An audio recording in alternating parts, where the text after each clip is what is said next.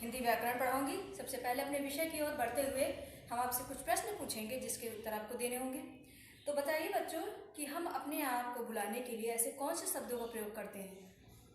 अनुश्री आप बताइए बेटा। हाँ बिल्कुल सही, मैं का प्रयोग करते हैं, शाबाश।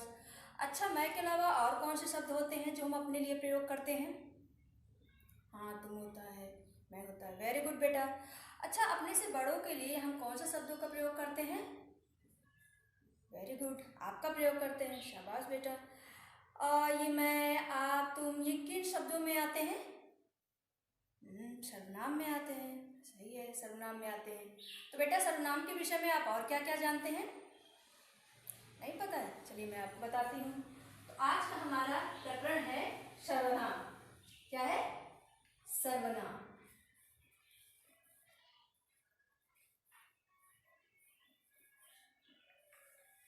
तो आज हमारा विषय क्या है, सर्वनाम।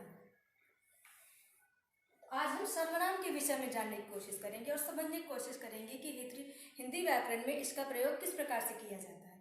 तो सर्वनाम क्या होता है। सर्वनाम बेटा वो शब्द सर्वनाम दो शब्दों से मिलकर बने होते हैं। पहला तो उसका शब्द होता है सर्व, दूसरा उसका शब्द होता है नाम।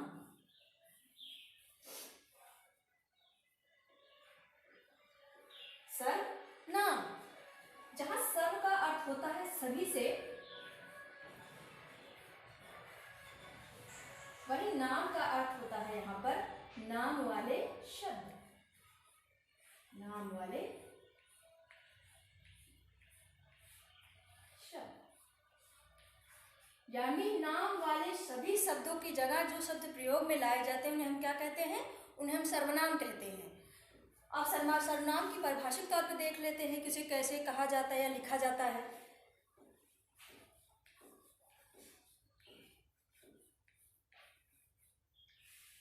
सर्वनाम संज्ञा के स्थान पर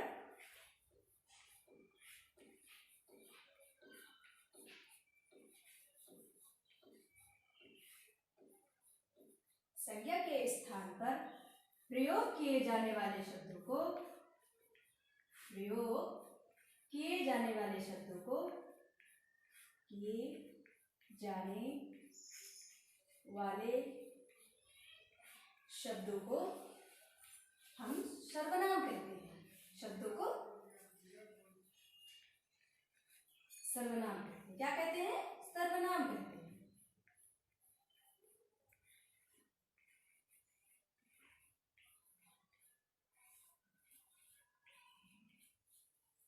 तो सर्वनाम क्या होता है, संज्ञा के स्थान पर प्रयोग किए जाने वाले शब्दों को हम क्या कहते हैं, सर्वनाम कहते हैं। क्योंकि हिंदी व्याकरण में सर्वनाम संज्ञा की खूबसूरती के लिए सर्वनाम का इस्तेमाल किया जाता है ताकि हिंदी व्याकरण में वो और चीज़ें अच्छी दिखें और सुंदर लगे।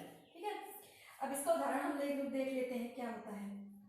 उदाहरण देखते हैं इसका, जैसे अभी हमने उदाहरण ले लिया है,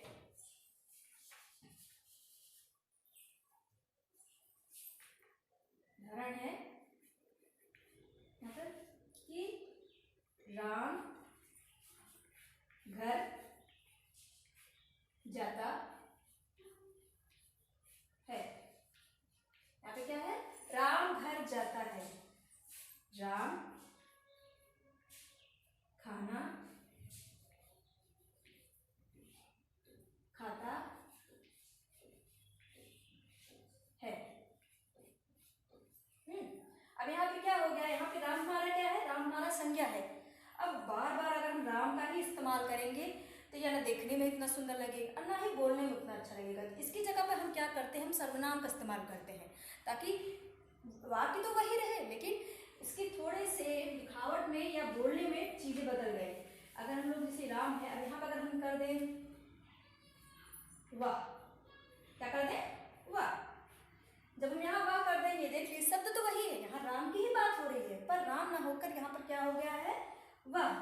यहाँ हमने वाह नाम का सर्वनाम यूज कर लिया है जिससे शब्द बदल जाते हैं और शब्द अलग से नजर आते हैं। चीज वही रहती है, कहते हैं ना चीज वही लेकिन सुंदर दिखने लगती है और अलग अलग और अच्छी दिखने लगती है। तो इस प्रकार से सर्वनाम का इस्तेमाल संज्ञा में किया जाता है। सर्वनाम कितने होते हैं, सर्वनाम होते हैं 11 होते हैं। कितने होते हैं, 11।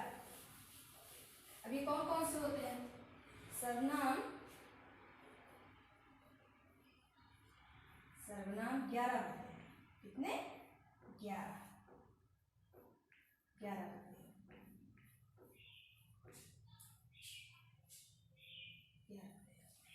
अभी कौन कौन से होते हैं? ये होते हैं मैं, तुम, आप, यह, वह, ये, वे, कौन, क्या, कुछ, कहाँ ना।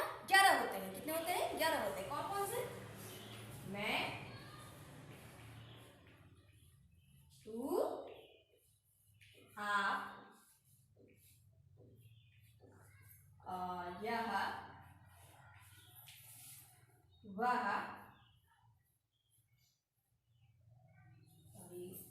ये वे नहीं होते, जो सो होते हैं। जो, सो,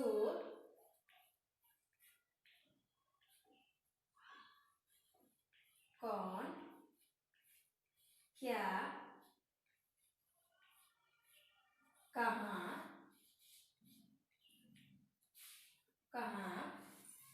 और क्या होता है लास्ट में? कुछ। क्या होता है? कुछ। तो कौन कौन से होते हैं? मैं, तू, आप, यह, वह, जो, सो, कौन, क्या, कुछ, कहाँ। ठीक। 11 सर्वनाम होते हैं जो हिंदी व्याकरण में संज्ञा के बदले या संज्ञा की जगह पर उपयोग में लाए जाते हैं। अब हम क्या करते हैं? अब हम आगे बढ़ते हैं और संज्ञा के प्रकार के विषय में जानते हैं कि सर्वनाम के प्रकार के विषय में जानने की कोशिश करते हैं कि कितने प्रकार के होते हैं।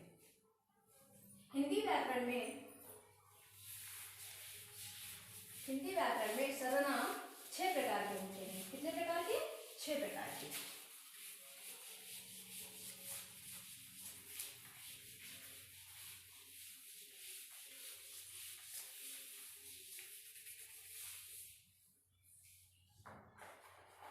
हमारे हिंदी विषय में सर्वनाम 6 प्रकार के होते हैं। सर्वनाम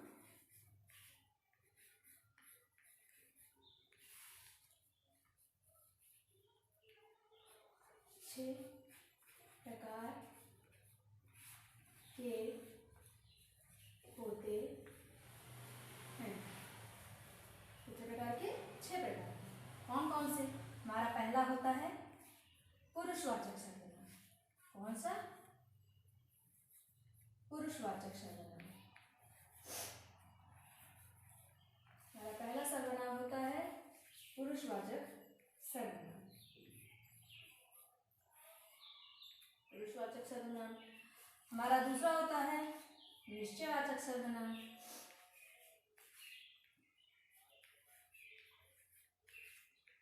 निश्चयवाचक सर्वनाम कौन सा होता है? निश्चयवाचक सर्वनाम। निश्चयवाचक सर्वनाम। हमारा तीसरा होता है अनिश्चयवाचक सर्वनाम। कौन सा? अनिश्चयवाचक सर्वनाम।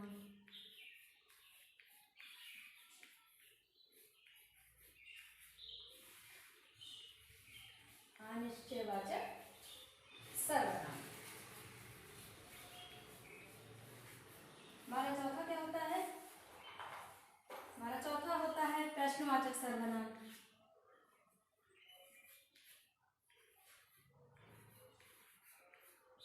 प्रश्नवाचक सर्वनाम।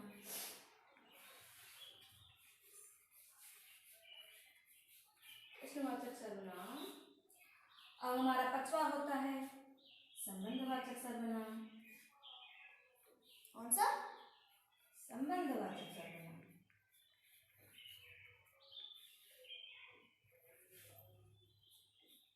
संबंधवाचक सर्वनाम। और हमारा छठा आखिरी होता है निजवाचक सर्वनाम। निजवाचक सर्वनाम।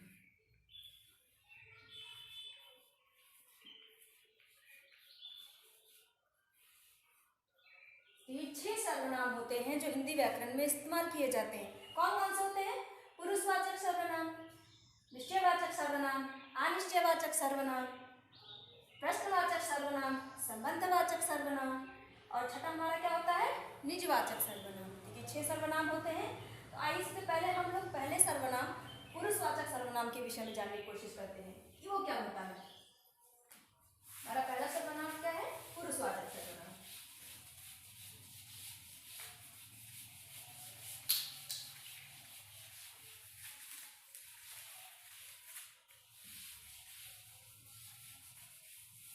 पुरुषवाचक सर्वनाम। पुरुषवाचक सर्वनाम क्या होता है? पुरुषवाचक सर्वनाम में वो सर्वनाम आते हैं जो बोलने का काम करते हैं, जैसे पाठक हो, जो लेखक हो गया, वक्ता हो गया, जो बोलने का काम करते हैं। और श्रोता आते हैं, तो पाठक या श्रोता जो सुनने का काम करते हैं। और अन्य व्यक्ति आते हैं जो ना तो पाठक होते हैं, ना लेखक होते हैं, ना वक्ता होते हैं, ना श्रोता होते हैं। तो जो अन्य व्यक्ति होते हैं वो किस में आते हैं? अन्य में आते हैं। यहाँ पुरुषवाचक सर्वनाम को 3 पुरुषों में बांटा गया है। कितने में? 3 पुरुषों में बांटा गया है। पहला हमारा होता है उत्तम पुरुष। कौन सा होता है? उत्तम पुरुष। पहला हमारा उत्तम पुरुष हो जाता है। दूसरा हमारा मध्यम पुरुष।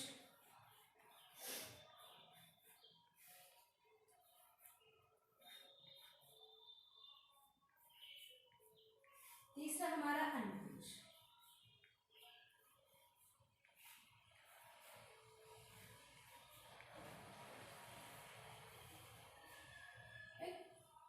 अब पहले पुरुष के बारे में देखते हैं, उत्तम पुरुष। उत्तम पुरुष में कौन आता है? उत्तम पुरुष में लेखक आता है, या लेखक वक्ता। लेखक कह सकते हैं, वक्ता जो अपना बोलने का काम करते हैं। क्या काम करते हैं? वो बोलते हैं, तो वो उत्तम पुरुष में आते हैं। इनके उदाहरण कौन से होते हैं? इनके उदाहरण होते हैं मैं और हम। कौन से होते हैं? मैं, हम। जैसे मैं गाना गाता हूँ, यहाँ पे वो अपनी बात दूसरों को बता रहा है ना, मैं गाना गाता हूँ। और दूसरा हमारा क्या है? हम खेलने जाते हैं। यहाँ पे भी वो अपनी बात कह रहा है कि हम खेलने जाते हैं, वो दूसरों को बता रहा है कि हम खेलने जाते हैं। तो यहाँ पे क्या हुआ? यहाँ वक्ता वहाँ बोलने वाला कार्य हो रहा है। और दूसरा हमारा मध्यम पुरुष में, दूसरा हमारा मध्यम पुरुष में श्रोता आते हैं, जो सुनने का काम करते हैं। ये लोग कौन होते हैं? ये लोग होते हैं तू, तुम लोग,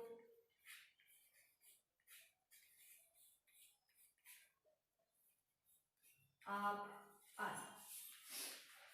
ये लोग कौन होते हैं? ये सब सुनने वाले होते हैं कि तुम लोग क्या कर रहे हो। तो तुम लोग क्या कर रहे हो, ये कौन होते हैं? सुनने वाले होते हैं। ये मध्यम पुरुष सुनने वाले लोग होते हैं। बाकी अब आ गया अन्य पुरुष। अन्य पुरुष में कौन से वो होते हैं? अन्य पुरुष जो श्रोत ना तो श्रोता होते हैं, ना वक्ता होते हैं। ये अन्य होते हैं जिनका इनसे कोई संबंध नहीं होता है। इनमें क्या क्या आता है? इनमें आता है यह और ये किसके उदाहरण है? ये अन्य पुरुष के उदाहरण है। इसका एक उदाहरण ले लें। जैसे हमने कहा कि राम ने शाम से कहा कि कृष्णा फुटबॉल खेलने में बहुत अच्छा है। तो यहाँ पर राम तो वक्ता हुआ,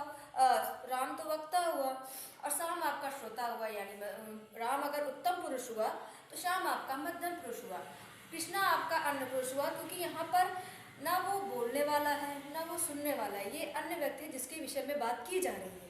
तो ये कौन हो गए? ये अन्य पुरुष होते। यानी पुरुषवाचक सर्वनाम वो सर्वनाम होते हैं जिनमें वक्ता, श्रोता या अन्य शब्दों का प्रयोग किया जाता है, अन्य सर्वनामों का प्रयोग किया जाता है। वो क्या होते हैं? वो पुरुषवाचक सर्वनाम होते हैं। अब चलते हैं दूसरे सर्वनाम की ओर बढ़ते हैं। हमारा दूसरा सर्वनाम है निश्चयवाचक सर्वनाम। कौन सा? निश्चयवाचक सर्वनाम।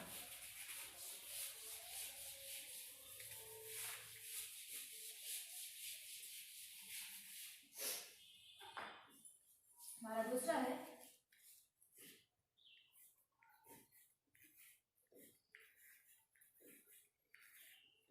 निश्चयवाचक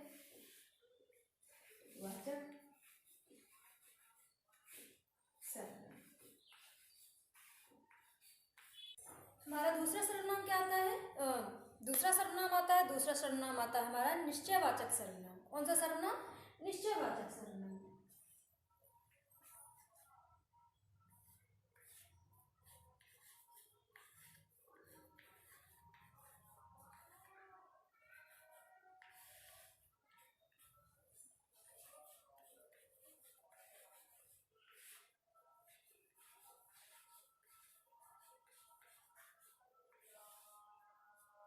निश्चयवाचक सर्वनाम। अब निश्चयवाचक सर्वनाम क्या होता है? निश्चयवाचक सर्वनाम वो सर्वनाम होते हैं जिनसे किसी वस्तु या व्यक्ति की दूरी का पता चलता है। निश्चित दूरी, कि हाँ ये वक्त हुआ, जो अपनी निश्चितता को बताते हैं उनको क्या कहते हैं? उनको निश्चयवाचक सर्वनाम कहते हैं। वो कौन से सर्वनाम होते हैं? निश्चयवाचक सर्वनाम होते हैं। यानी ऐसे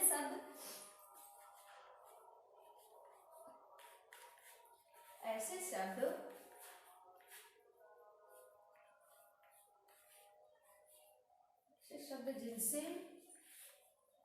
किसी वस्तु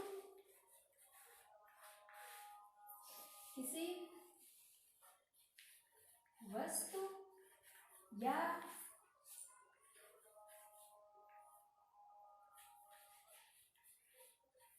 व्यक्ति की निश्चित दूरी का पता है। किस चीज का? निश्चित दूरी का बोध हो,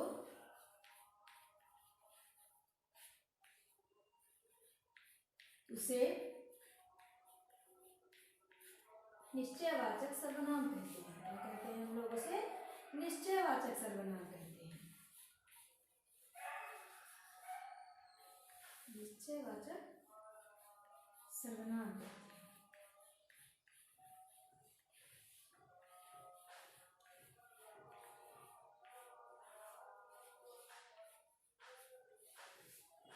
यानी ऐसे सर्वनाम शब्द जो जिनसे किसी व्यक्ति या वस्तु की निश्चित दूरी का बोध होता है, पता चलता है, उसे हम क्या कहते हैं? उसे हम निश्चयवाचक सर्वनाम कहते हैं। क्या कहते हैं? निश्चयवाचक सर्वनाम कहते हैं। जैसे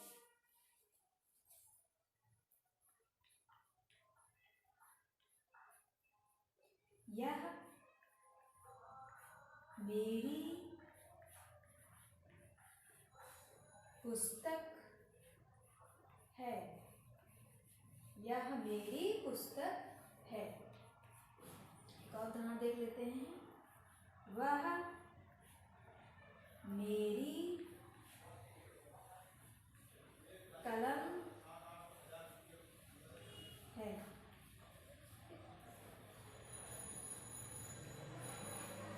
यहाँ पे क्या है? यह मेरी पुस्तक है, वह मेरी कलम है। अब यहाँ पर यह और वह क्या कार्य कर रहे हैं? यह और वह एक तरह से निश्चितता का बोध कर रहे हैं, यानी किसी चीज का बोध कर रहे हैं कि यह पुस्तक जो है वह मेरी है। यानी यहाँ पर एक प्रकार से यह जो है संज्ञा को दिखा रहा है। किसको? संज्ञा को दिखा रहा है। संज्ञा को दिखा रहा है किसी या मतलब कोई ना कोई तो होगा जिसकी ये पुस्तक है, तो वो क्या कर रहा है? संज्ञा को दिखा रहा है। अब वो बता रहा है कि यह उसकी पुस्तक है। उसी दूसरे में भी यही है कि वह मेरी कलम है। यहाँ पर भी वो इस चीज़ की निश्चितता कर रहे हैं, या पेन तो किसी न किसी की है। ठीक है, तो ये क्या करते हैं? निश्चितता का बोध करते हैं। एक प्रकार से एक संकेत, ये संकेत भी देते हैं। निश्चयवाचक सर्वनाम जो होते हैं संकेतवाचक सर्वनाम के नाम पे भी जाने जाते हैं, क्योंकि ये अपनी बात का संकेत देते हैं। ये संज्ञा का संकेत देते हैं। इसलिए जो है ये एक तरह के संकेत देते हैं कि हाँ ये चीजें उसकी है। एक तरह से संकेतवाचक सर्वनाम भी कहा जाता है। तो निश्चयवाचक सर्वनाम वो सर्वनाम जिनसे एक प्रकार की निश्चितता उत्पन्न हो या बोध हो, उसको हम क्या कहते हैं? उसको हम निश्चयवाचक सर्वनाम कहते हैं। हमारा तीसरा जो है सर्वनाम है वो है अनिश्चयवाचक सर्वनाम। कौन सा सर्वनाम है? अनिश्चयवाचक सर्वनाम।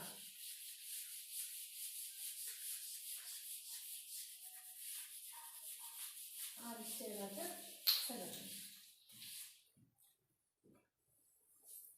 हमारा तीसरा है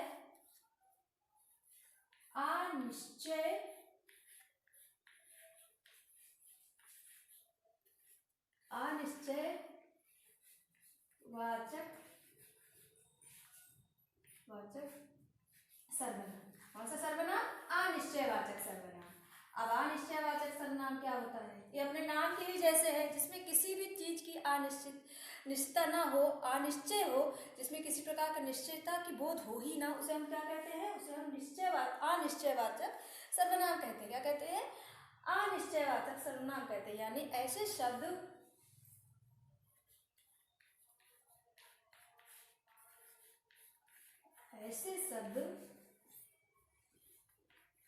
जिनसे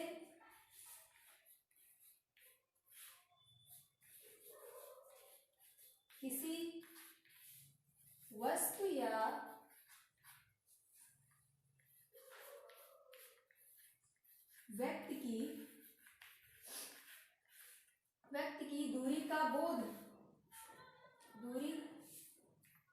व्यक्ति की दूरी का बोध ना हो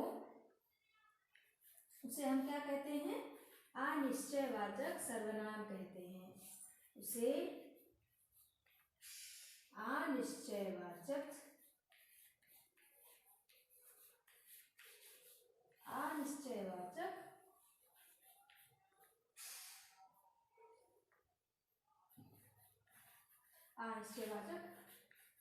सर्वनाम कहते हैं। क्या कहते हैं? अनिश्चयवाचक सर्वनाम कहते हैं।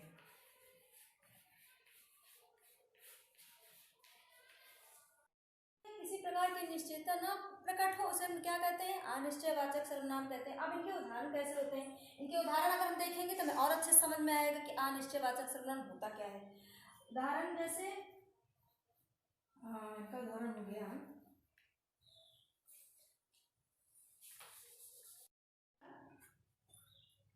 बोध होता है, उसे हम क्या कहते हैं? उसे हम निश्चित दूरी, तरह से ये निश्चित दूरी का बोध होता है, उसे हम क्या कहते हैं? उसे हम निश्चयवाचक। तो बच्चों, आज हमने सर्वनाम के विषय में पढ़ा, तो उम्मीद है आपको सबको समझ में आ गया होगा, है ना बच्चों? अच्छा बताइए फिर कि सर्वनाम किसे कहते हैं? बिल्कुल, संज्ञा के स्थान पर प्रयोग होने वाले शब्दों को सर्वनाम कहते हैं। सर्वनाम कितने होते हैं? स्मिता तुम बताओ। हाँ, सर्वनाम 11 होते हैं। Very good. सर्वनाम के प्रकार कितने होते हैं? अंशी आप बताइए। हाँ, सर्वनाम के प्रकार 6 होते हैं। कौन कौन से होते हैं? प्रश्नवाचक, पुरुषवाचक, निश्चयवाचक, अनिश्चयवाचक, संबंधवाचक और निजवाचक। वेरी गुड, यानी आपको सब कुछ अच्छे समझ में आ गया। ठीक है, अब आप लोग अपना गृह कार्य ले लीजिए जो आपको घर से करके आना है। आपका गृह कार्य है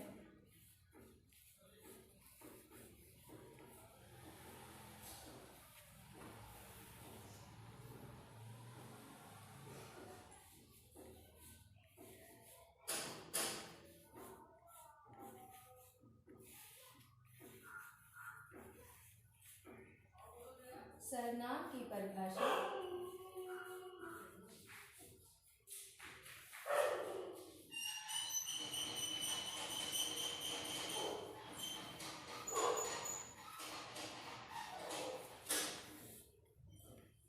लिख कर लाइए।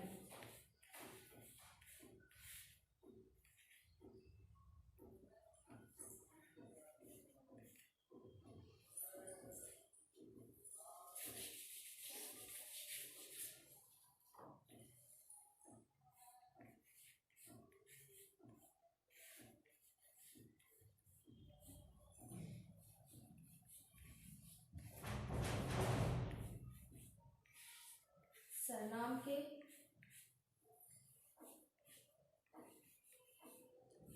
प्रकार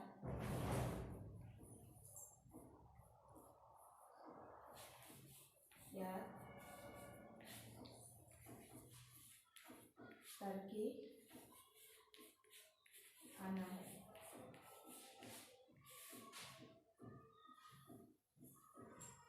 तो बच्चों, ये आपका होमवर्क है। सर्वनाम की परिभाषा आपको घर से लिख के लानी है और सर्वनाम के प्रकार आपको याद करने हैं। ठीक है, तो आज की क्लास यहीं खत्म होती है। Thank you.